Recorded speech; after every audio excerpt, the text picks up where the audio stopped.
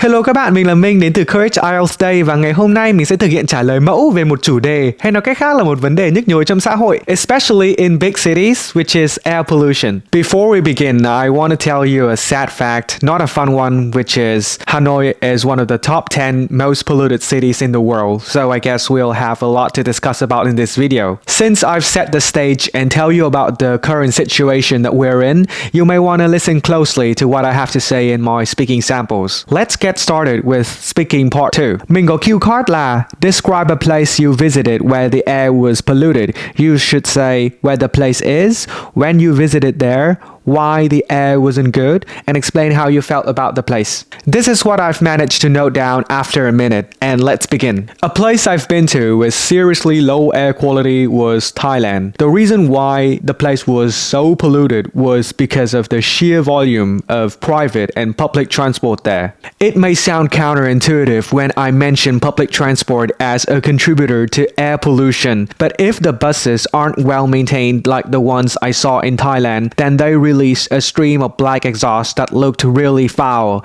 I would cough terribly whenever I accidentally inhaled the smoke. Of course, if I saw it coming, I would just cover my face with the palm of my hand or maybe just wore a mask before heading out. I went to Thailand 2 years ago. It was actually my first time there and I was expecting to enjoy the trip, and in many ways I did. But the poor air quality was always on my mind, so it took some of the enjoyment out of the trip. And to top it off, I went to Bangkok, which was one of the most densely populated cities in Thailand. So as you would expect, overcrowding leads to worse air quality. I've read some research online indicating that people who are frequently exposed to poor air quality are at a greater risk of developing respiratory diseases. However, not all hope is lost. I definitely saw the kinds of improvements that were made to create a more sustainable urban environment in Thailand, like the green initiatives carried out by the government to shift their focus more on planting trees, or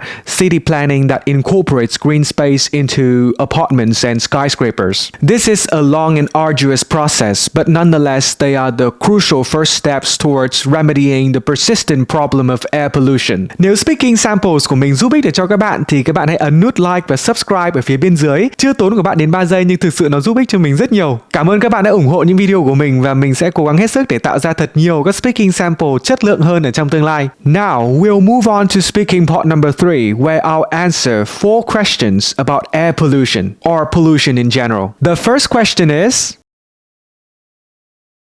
well, we have to look into real-world examples to see how we can best tackle air pollution. A leading example of how to reduce pollution that comes straight to mind is the eco-planning efforts in Singapore. One of the most basic and common ways to create more fresh air is to plant more trees to sequester carbon dioxide. However, it's always easier said than done. But to me, we can approach this through proper land development. City developers should allocate specific areas of land for growing trees, even if this is carried out at the expense of economic development. What we're going to ultimately achieve is good air quality in urban areas that promote long-term sustainability instead of short-term economic gains. There are 2 main types of pollution in my country, the most pressing one being air pollution. International news outlets always report Vietnam as one of the most polluted places on earth. And unfortunately, that is the truth. People here are in the habit of wearing a face mask whenever they go out due to the large amount of dust particles in the air, which can pose certain health risks if they inhale them too much. The second type of pollution that comes to mind is contaminated waterways. Factories just don't bother coming up with a way for discarding waste, or they just turn a blind eye to it all to maximize profits. As a result of greed, marine life is threatened, or even worse, these fishes end up in our food chain and poison us slowly. Everyone can take action immediately by getting out of the habit of using single-use plastic bags, as this is arguably the worst culprit of pollution. They can just bring their own reusable bags that are biodegradable when they head over to the supermarket. Another habit that people can develop to protect the environment is saving energy. For example, using fans instead of air conditioner if the heat is bearable, turning off the lights, and unplugging all the electrical appliances when they leave the house. These are small actions, but if they're done on a large enough scale, they can really make a difference in the world.